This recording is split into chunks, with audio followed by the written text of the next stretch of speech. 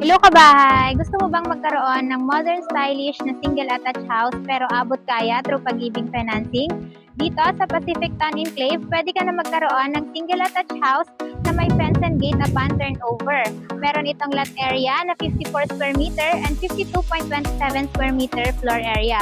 Provision for 2 to 3 bedrooms, may dalawang toilet and bath, and of course meron itong malawak na parking space with individual fence and gate na po ito kabahay. So tara, pasukin natin si Pacific Town Enclave.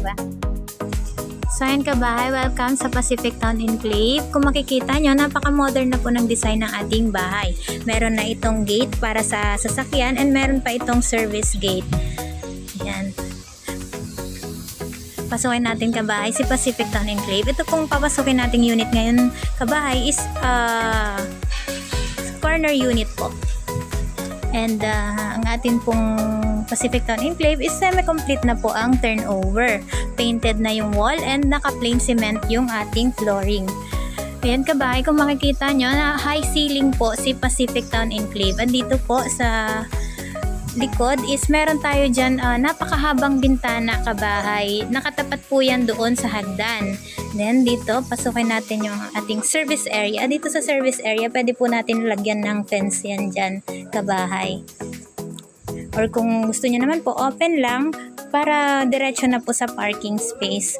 So ito ang ating kitchen countertop. Naka-tiles na po ito and meron na din siyang stainless sink and may nakaabang na po na faucet. And upon turnover po, may kasama na rin siyang cabinet. Yan.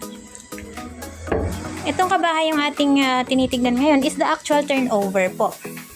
So dito sa ground floor, ang atin pong pintuan is solid wood. Yan. Pagpasok mo, meron tayong bintana dito. And ang kagandahan yan ng mga bintana dito sa Pacific Town Enclave kabahay is napakalawak na po. So, well ventilated talaga yung ating bahay. And dito, yung ating circuit breaker is modern na po ito kabahay. Modern na din ang ating circuit breaker.